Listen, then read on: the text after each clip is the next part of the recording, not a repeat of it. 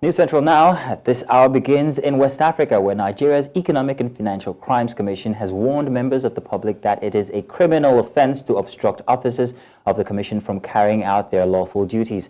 This is as the anti-graft agency has insisted that the former governor of Kogi State, Yahaya Bello, will be prosecuted on Thursday, despite confirming that he was whisked away by his successor, Usman Ododo, on Wednesday.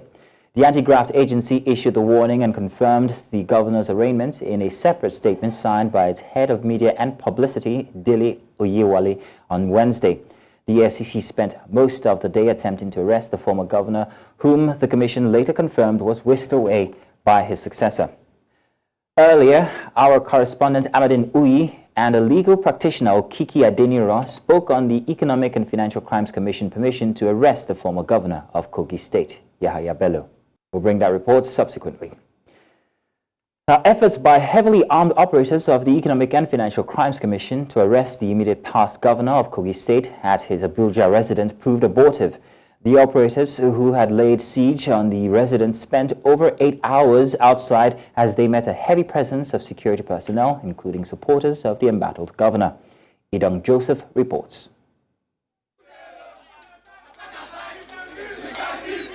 Operatives of the Economic and Financial Crimes Commission had stormed the Abuja residence of the immediate past governor of Kogi State, Yahaya Bello. The operatives, who arrived at about 9:30 a.m., armed to the teeth to arrest him, however, met a heavy resistance. The episode became more dramatic as supporters of the embattled governor booed the operative, while his security details denied them access into the residence.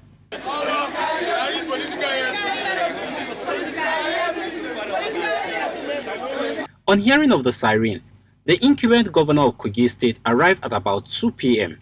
with more security personnel to support his political godfather. The governor, after spending over 2 hours with his predecessor, left the venue with rumors that he has sneaked him out of the vicinity. For operatives of the anti-graft agency, it was a futile 8 hours wait. With no sign of arresting Yahaya Bello, they left the vicinity, not accomplishing their objective. It is still unclear if the recent ordeal is connected to the allegations by the anti-graft agency, bordering on the mismanagement of about 84 billion naira funds belonging to the Kogi State government. However, what is now public knowledge is that Yahaya Bello is a wanted man by the commission. In Abuja for News Central, I am Idong Joseph. Now, staying in Kogi State, activists and members of civil society have united under the banner of the Coalition for Democracy and Justice to voice their concerns regarding what they perceive as a dangerous trend within the EFCC. The activists are particularly troubled by what they see as a disregard for a valid court order restraining the EFCC from taking action against the immediate past governor of Kogi State, despite a court order protecting him from arrests, prosecution, and harassment. They argue that such actions not only undermine the authority of the judiciary, but also erode the trust of the citizens in the court's legal system. They urged President Bola Ahmed Tinubu to intervene and ensure that the EFCC operates within the confines of the law, safeguarding the principles of justice and fairness. Now it is important that we advise the EFCC not to make itself susceptible to any action that might be deemed as violating the sanctity of the judiciary.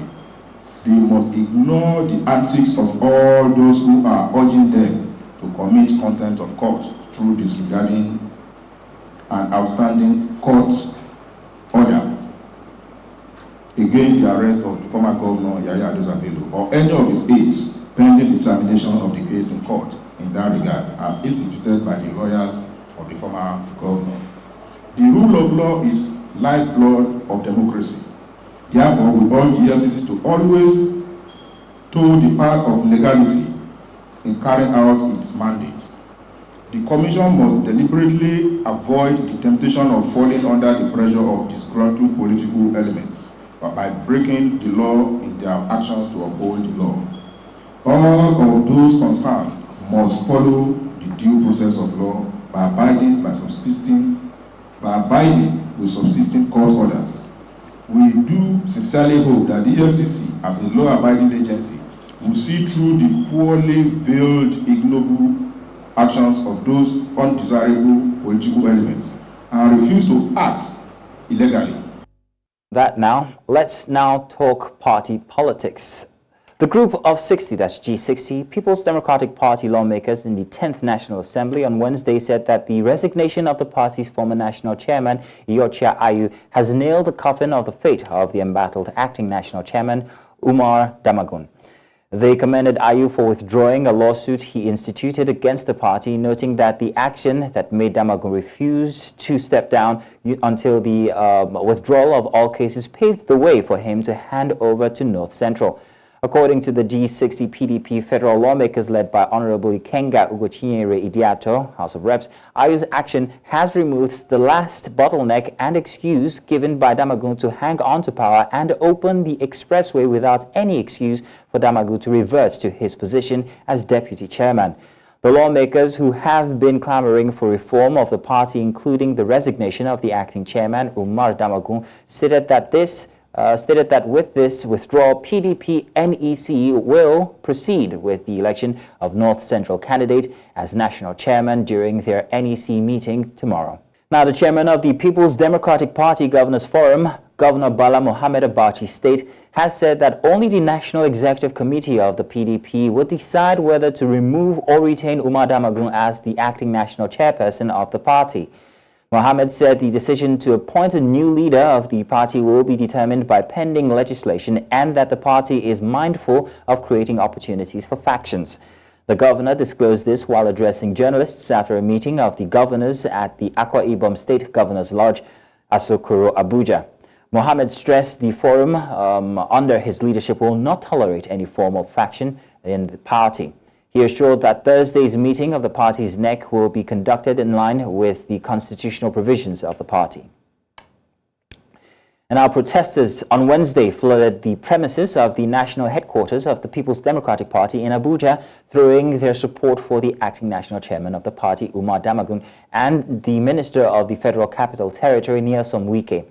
The protesters, who displayed placards with various inscriptions, pledged support for Wike and Damagum, alleging that some people within the party are trying to cause disaffection among the leadership. The protest occurred barely an hour before the meeting of the PDP Governors Forum and 24 hours before the PDP National Executive Committee meeting of the party, where issues regarding the leadership of the PDP are expected to be discussed. In the meantime, some members of Nigeria's ruling All Progressives Congress have accused the former governor of Kano State and leader of the New Nigeria's People Party, Rabiu Kwankwaso, of being behind the ordeal of the APC national chairman. Some of them, who were at the Kano State High Court to observe the arraignment of the embattled national chairman of Nigeria's ruling party, say the NNPP leader has lofty ambitions of defecting to the ruling APC in a bid to become its national chairman. Marvelous Obomanu tells us more. That the presidential candidate of the New Nigeria People's Party in the 2023 election is planning to join the ruling All Progressives Congress has been in the news for some time now. However, with the ordeal of the APC national chairman, which has pitched the Kano State government against him, leading to his arraignment, the rumors have once again resurfaced. This time, some party faithful who attended the court section say Ganduje's arraignment in court smacks of mischief and is evidence of underhand tactics by the national leader of the New Nigeria People's Party. What I know is Kwankwaso is planning and Abba Yusuf to defect to APC in May. That is the reason why he's making all this unnecessary issue. Remember that Kwankwaso has been indicted during Shekarau administration, and we have that one. They have been to court. So we are going to prepare to take that issue, to take him to court again. We are waiting for them to come to the APC.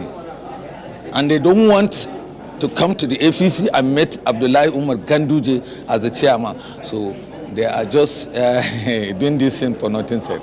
Meanwhile, the inability of the Kano State government to serve the charges on Ganduje stalled the much anticipated arraignment of the former governor. At the proceeding, a little technical argument ensued between the 6th respondent and the prosecution, which is the government. wherein the 6 respondents so argued that the case in question is not a civil matter but a criminal case, and that the prosecution counsel ought to have served the notice of charge to all the respondents involved.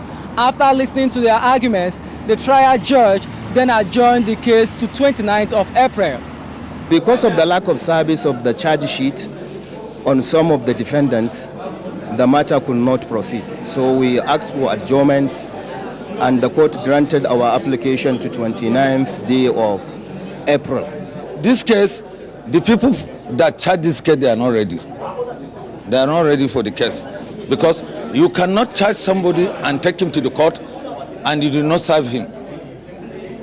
By law, you cannot challenge somebody at the court, charging him in criminal charges, and you do not serve it, and you want him to come to the court. It is expected that after the notices have been served on all the 8 respondents, the defendants will be arraigned at the adjourned date, and the trial will then commence. In Kanu for News Central, Marvelous Obonman.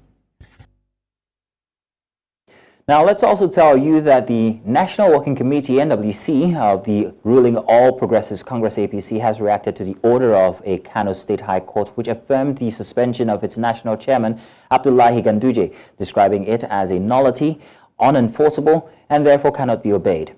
The development came on Wednesday as Ganduje received the APC ward executives from his Ganduje ward in Kano State, who were at the National Secretariat of the party to affirm their confidence in him.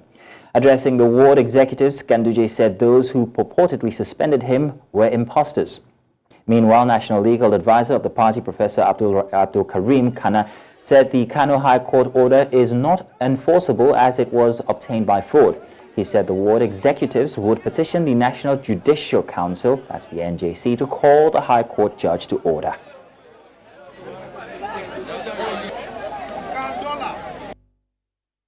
The history behind it is that the NMPP, they have noticed that since they came into office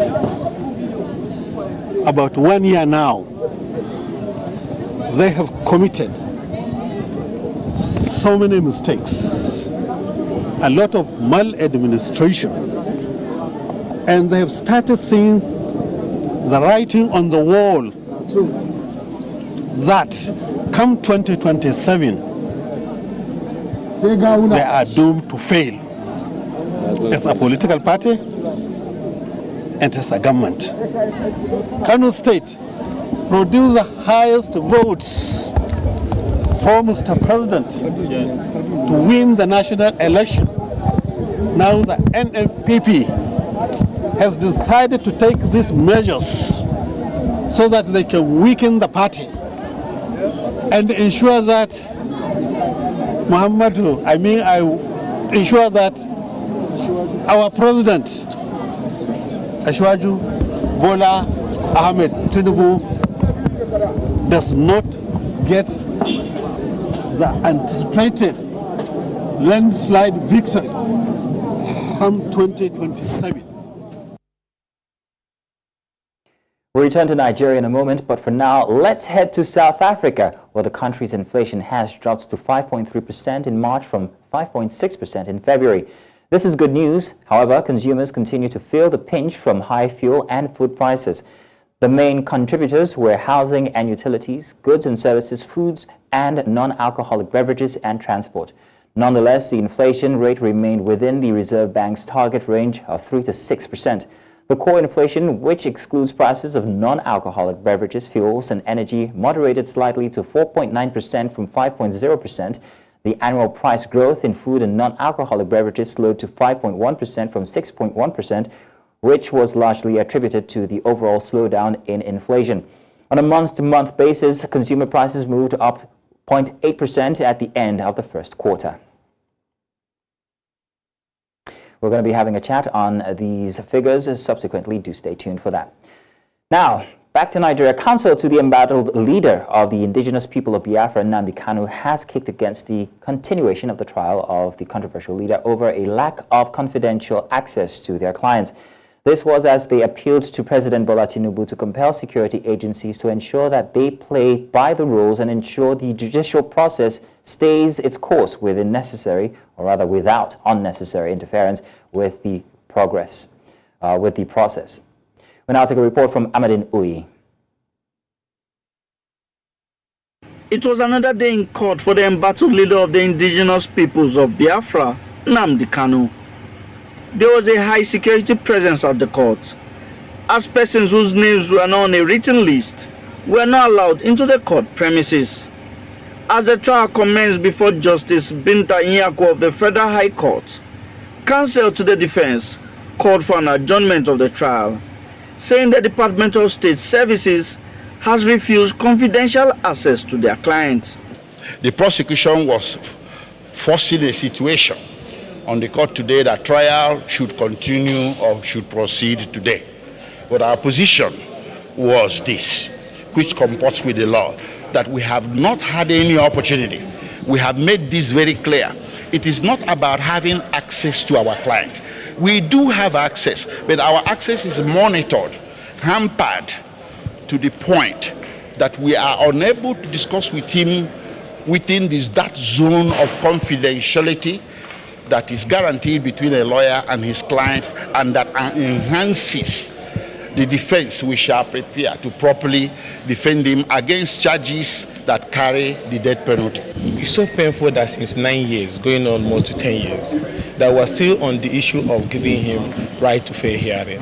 And I must salute the courage displayed by his lawyers in court today, because he wanted to force them into hearing and say you're going to rule on the issue of right to fair hearing. So when you rule on that, what happens to the trial that you have commenced?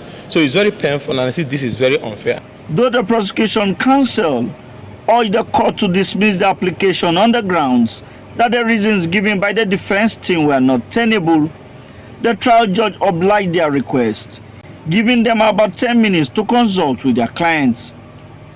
They urged government to allow the trial stay its course within the confines of the law. At this juncture, I will continue to call on the president to exercise his constitutional power and then issue knowledge through the Attorney General so that we can bring this thing to an end and open the door for reconciliation and peace building in the Southeast.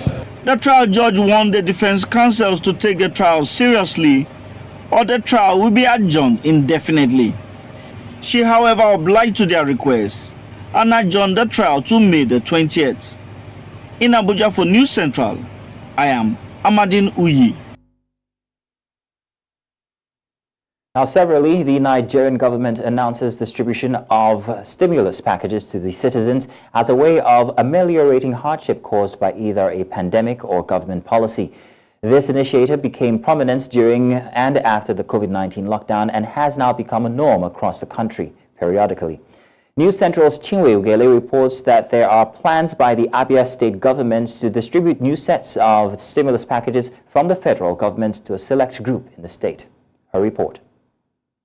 Palliatives are mostly food items such as grains, which are given to the public according to the sharing modalities adopted by the state government. This time, Commissioner for Information and Culture in Abia State, Prince Kogi Kanu, says junior civil servants are to benefit from the rice donated by the federal government in the initial sharing. And out of these 24,000, about 12,071 will be distributed to civil servants, and this will have been they've been graded levels 1 to 10, but in the first phase 1 to 7. Interestingly, the masses are not enthusiastic about the packages anymore for many reasons. Actually, it's only civil servants, and the majority of people are not civil servants, so it will not go around by giving to the civil servants alone. The ones that was distributed in time past was actually sectioned to some area, and I wouldn't think that it actually cut across all spheres of life.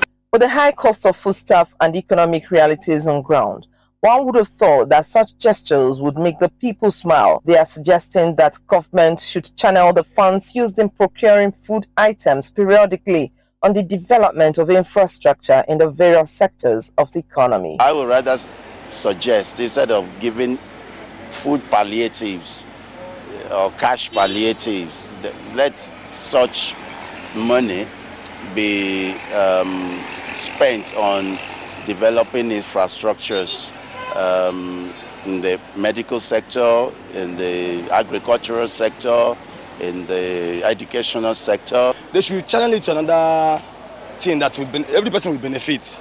Not only few people. When you give out that palliative, it's only few people that benefit from it. From all that have been said by the people, it is clear that what the masses require most are projects that are beneficial to them, projects that they can relate to, and not the periodic stimulus packages called palliatives that are given to the masses. In Omahefon Central, Chinwe Ugele. Now, while conversations on the construction of the Lagos to Calabar Coastal Road are still ongoing, workers of the popular landmark Leisure Beach woke up on Wednesday to witness the commencement of the sand filling of the beachfront. Landmark Resort is one of the many facilities that will be affected by the Coastal Road project. Our correspondent Bernard visited the beach and completes the report. For those who know the Landmark Beach Resort, what you see behind me here is what you're probably used to. But very soon, even this might change.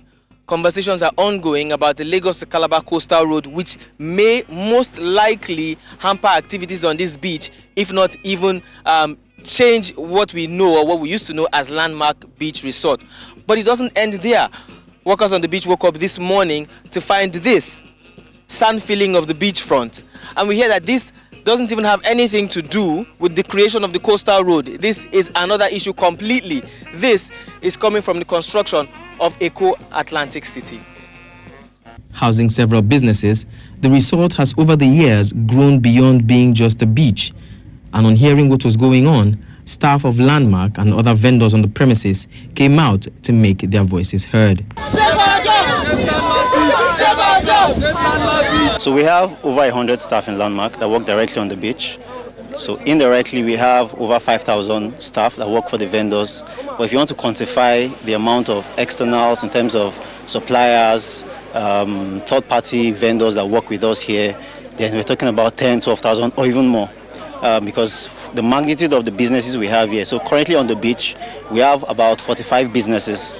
And each business, for the small businesses, have as many staff, some as much as 15, 20. The big vendors have as much as 100, 200, 300 staff that work here. So you can imagine how many people resume here every day. For the customers, we have as much as 15,000, 20,000 customers that come here, sometimes on a particular day, aside from the events we have.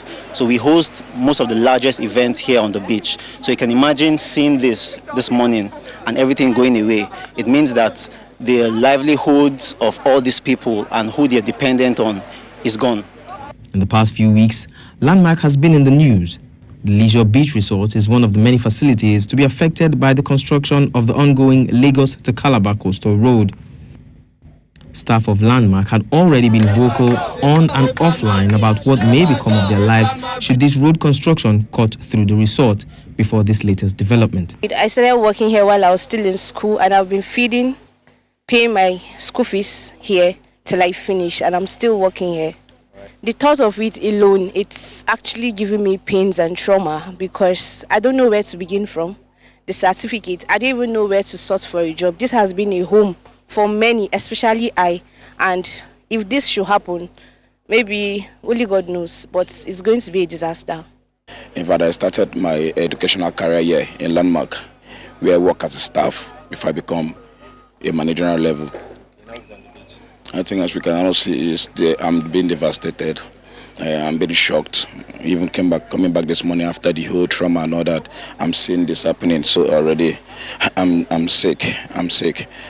On his ex-handle, Paul Onwanibe, the MD CEO of Landmark Group, explained in details what exactly was happening between Landmark and the government, while stating he remained hopeful that the ongoing conversations will yield a positive conclusion. But with the recent sand filling activities on the beachfront, it appears things may just be taking a different turn. If the work at the beach resort here continues this way, the impact will definitely affect directly or indirectly hundreds of thousands of people. But then again, that is just one facility, Landmark Beach Resort. The impact spreads way beyond this resort. The hope is that whatever is being done here will be mutually beneficial to both parties, and that's the government and the people. In Lagos for News Central, I'm Bernard Akede. Now, over the past 6 years, Nigeria has witnessed a troubling trend in boat accidents, with 1,204 lives lost between January 2018 and October 2023, according to data collated by the International Center for Investigative Reporting. This means 17 people die monthly from both mishaps, when 1,204 is divided by 70 months within the review period. Last week, another incident was reported of popular Nollywood actor Junior Pope Odunwodo, who tragically lost his life on his way to a movie shoot. Bettina Nweli reports. Amidst increasing concerns over the safety of students and educational institutions, stakeholders in the education sector are calling for tangible measures to be taken to protect Nigeria's schools. This paradigm shift emphasizes the need to move beyond promises and into concrete action. It is time for resolutions to transition into results. We cannot afford the luxury of time. We need to tackle this now, or else all the building and all our effort that we have built to see that our schools are safer than they were 10 years ago from now, it will relapse again. Government need to do a lot of investment in putting schools to have quality, safety and many more. The precautionary measures in terms of providing fencing, in terms of providing security apparatus and gadgets. Community are the owners of the schools, so once they are fully involved right from the planning stage of the safety procedures through the implementation and the monitoring, so we are certain that the system will be sustained even without any external intervention. Emphasis on increasing awareness among students about security tips and precautions to ensure their safety was also highlighted. Still have close to 90 children still in adoption from the 2014 Chibok girls Chibok schools attack. We call on the government to do a lot of efforts to ensure that these children are identified, these children are gotten, and also to stop the menace of schools attack in Nigeria. By forging closer ties between schools and the community, the aim to create a more secure environment for students and staff alike is said to be achievable. From Chibok incident till now, there has been 60 teachers that have been killed, and this has resulted in a lot of teachers discarding the profession, and that's one of the challenges that we are having now. From what happened, the unfolding event has been an eye-opener for all stakeholders, government agencies, security, to beef off securities around schools. There are calls to also bring on board traditional and community leaders to ensure the safety of schools and the community in general. In Maiduguri for News Central, Umoru Kirawa. Now back to South Africa, where the country's inflation has dropped to 5.3% in March from 5.6% in February. We brought you that earlier. Now we are joined by Professor Dumisa, who will be joining us to talk about the stats that we brought you away. Professor Banke, you are welcome. Good to have you here on the show this morning. I'm happy to be back on News Central. Thank you very much. All right, so let's talk about these rates that we've been seeing. The lowest rate for food inflation is in about 3 years, coming down from 14% same time last year. My question now is, how quickly has food prices come down in South Africa? Are these figures significant in any way? They are very significant. The food inflation part of our combined consumer price index, CPI, is very important. The main reason is that whereas with the other parts of the compilation of the inflation rate in South Africa, the food inflation affects the poor and the lowest income levels most than it affects the rich people. So if ever your inflation rate is very low, but the food inflation rate is as high as 14% as we had in March last year, it means most of the people who see the inflation rate being lower at about 5.1%, etc. But when they're having food inflation at over 14%, it means for them, this accounts for more than 25% of their total disposable incomes. So when it's very high, they are affected the most. So we are relieved that the inflation is coming down. I mean, coming from 5.6% in February to 5.3% in March is very significant. However, we must always remember that the South African Reserve Bank's Monetary Policy Committee prefers the inflation rate in South Africa to be anchored around the 4.5%, which is the midpoint of our target inflation rate of 3 to 6%.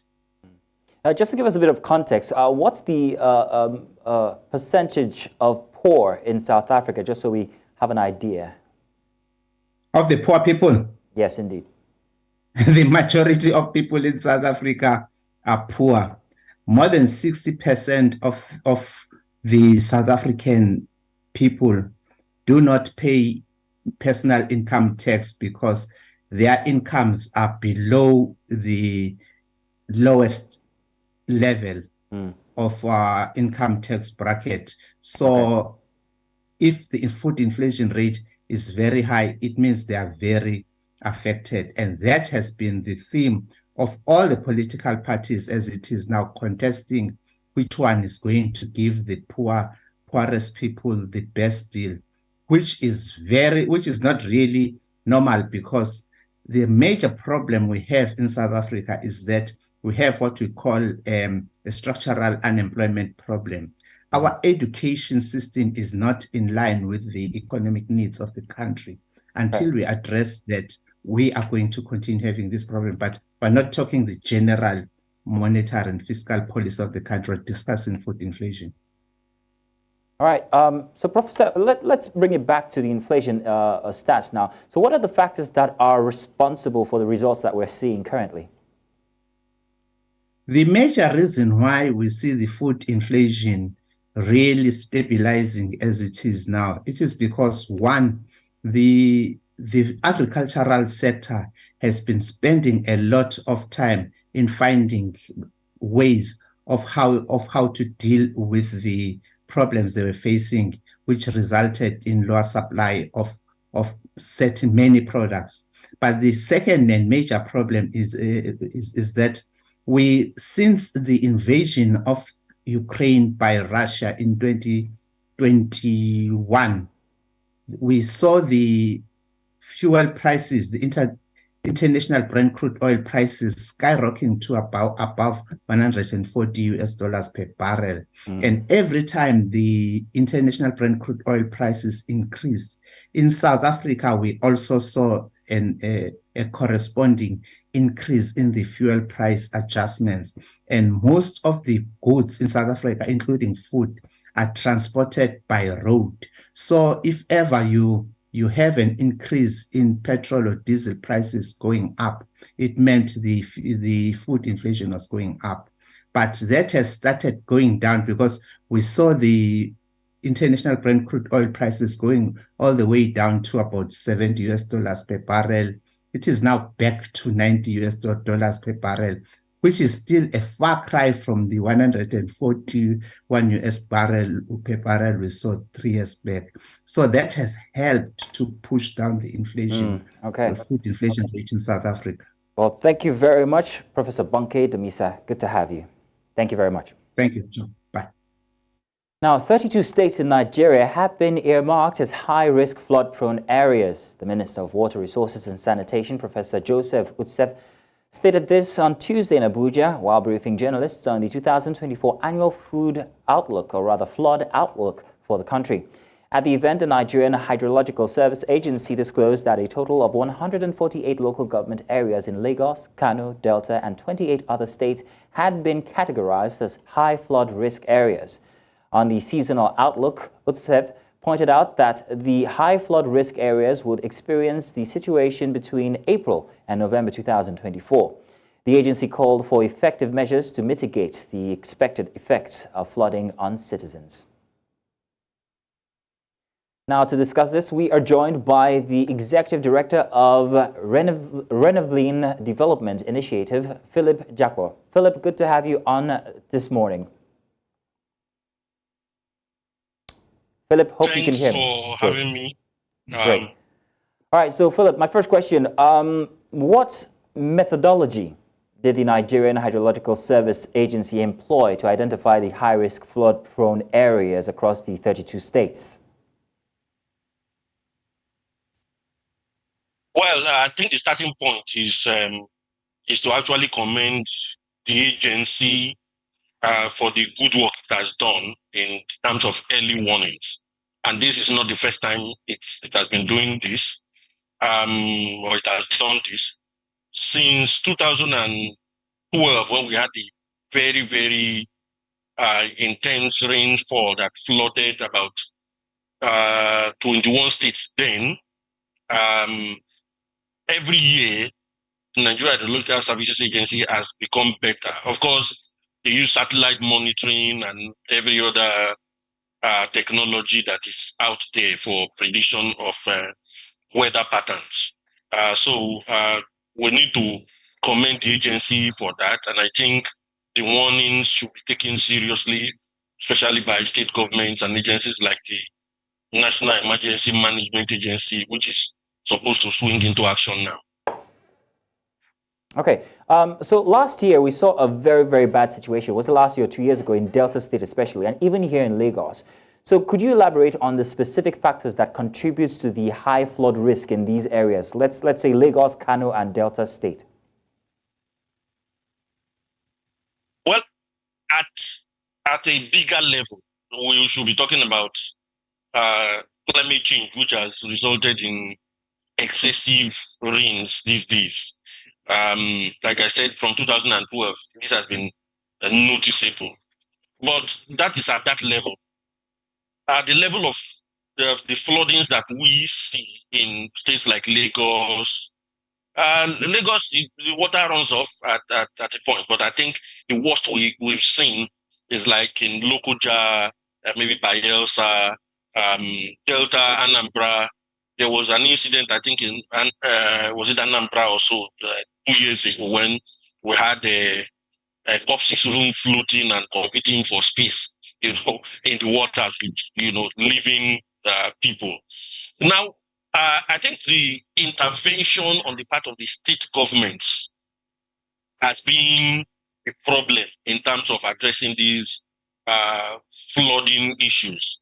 Now we've heard NIMET and Nigeria Hydrological Service Agency 1.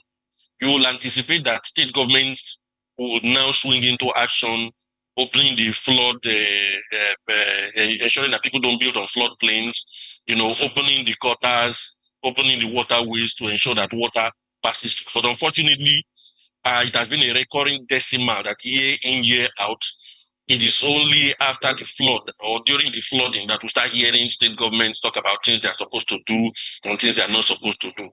Now, but there's something else missing with the minister's announcement. The minister talked about flooding, but we didn't hear, for instance, about the Lagdo Dam in Cameroon, which has been responsible most times for the kind of floodings we have seen in different parts of the country.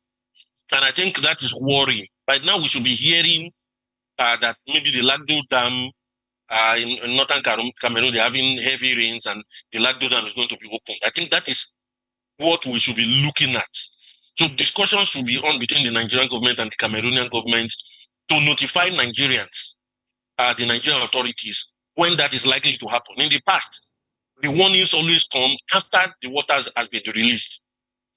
And like I always say, the fault is ours, because when the Lagdo Dam was built in the late 1970s, Nigeria was supposed to build a buffer dam, the Dasin Hausa Dam, I think, which was supposed to assimilate waters once it is released from Cameroon. But unfortunately, we have not done this. And it has become very, very costly, because year in, year out, we have loss of agricultural lands, loss of lives, placement of people, and it comes at a huge cost. In 2022, I think Nigeria lost about 720 billion to agricultural losses. not talk about human lives that are not that you cannot replace.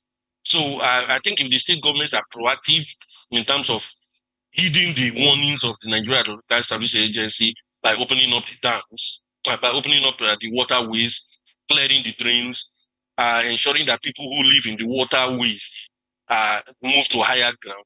I said they do those things, we may not make any headway. It will be the same situation as we've had since 2012. Well, thank you very much then. That will be all. Thanks for joining us. It was good to have you on. Now, scientists say the drought that pushed millions of people into hunger across southern Africa has been driven mostly by the El Niño weather pattern, not climate change. Zambia, Zimbabwe and Malawi have declared a national disaster over the severe dry spell that started in January and has devastated the agricultural sector, decimating crop and pastures. Appealing for almost $900 million in aid this week, Zambia's President Hakainde Hichilema linked the lack of rains to climate change. But scientists at the World Weather Attributed Research Group found global warming had little to do with it. Now let's join our business desk for the business stories today. Welcome to Business News. Petro SA, South Africa's state-owned oil and gas firm, is set to receive its first gas inflows from a deal with Mozambique's ENH later this year as part of efforts to avert a looming gas shortage. Having recently obtained a gas trading license, Petro SA has swiftly secured an agreement for an initial 2 petajoules of gas per year, with the potential to increase to 200 petajoules. This could cater to many industrial gas consumers, including steelmaker ArcelorMittal. Petro SA aims to establish a joint venture with ENH to attract gas customers in South Africa and trade gas from offshore fields discovered by Total Energies. The deal involves importing gas via the Rome coal pipeline and distributing it through Sasol's network. Negotiations and feasibility studies for gas transportation agreements are currently underway. Zambia is facing its most severe drought ever, leading to a significant reduction in crops and an expected halving of economic growth. As a usual exporter of corn, the country is now expecting a 2/3 decrease in this year's harvest. The drought has also resulted in a major power shortage affecting the mining sector. The government is adjusting its budget and seeking additional funding from international donors to manage the crisis. The drought linked to El Niño and climate change has left 6.6 million Zambians in urgent need of assistance. The necessary $900 million will be allocated to food, support for farmers, and energy supplies. Despite these challenges, the government is prioritizing electricity supply to the copper industry, a key economic sector. And finally, during a meeting between Colonel Assimi Goïta, Mali's junta leader, and Mohamed Mustafa Barke, Niger's oil minister, an agreement was finalized for Niger to supply diesel to Mali's national energy company, EDMSA. The company, burdened by significant debt and inconsistent power supply, has left half of Mali's population frustrated. This agreement follows Niger's commitment to supply diesel to Burkina Faso, Mali, and Chad, all of which are impoverished and under military rule. These nations are part of the Alliance of Sahel states. Niger's new oil pipeline to Benin and a $400 million loan from China, an advance on future oil sales, bolsters its position as a regional energy powerhouse. Niger aims to boost oil production to 110,000 barrels per day, with 90,000 designated for export.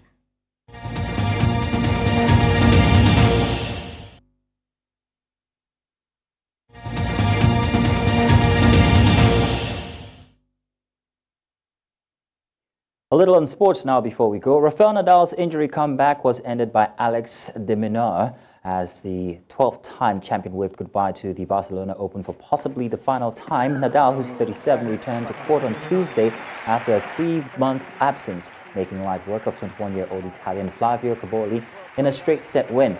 A day later, Nadal lost 7-5, 6-1 to world number 11 de Minaur in round 2. Nadal, a 22-time major winner, has indicated his plans to retire in 2024 if he is unable to compete regularly.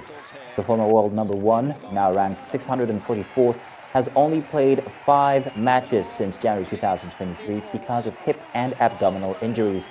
Nadal is hoping to be fit enough to make a return to the French Open, where he won a record 14 men's singles titles next month, and suggested he was preserving his energy for Roland Garros during the later stages of the Domino match. I think I was able to show myself, most important than the rest of the world, to show myself that when I was really trying at a high percentage of intensity, my level was there to compete. So and I didn't practice a lot, so that's encouraged me to keep going. It says me that if I'm able to spend days on the tour and keep practicing with the players on this surface, I really hope and really believe that I can keep being. And that's all the news this hour. But before we go, let's take another look at some of the major stories we brought you. EFCC confirms Yahaya Bello was whisked away by his successor. Governors explain why party cannot decide Damagun's fate.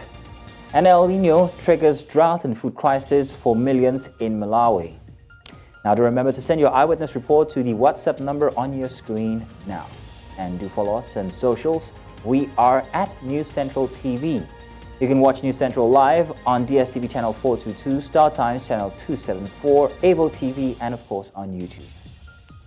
Many thanks for watching. My name is Mazino Appeal.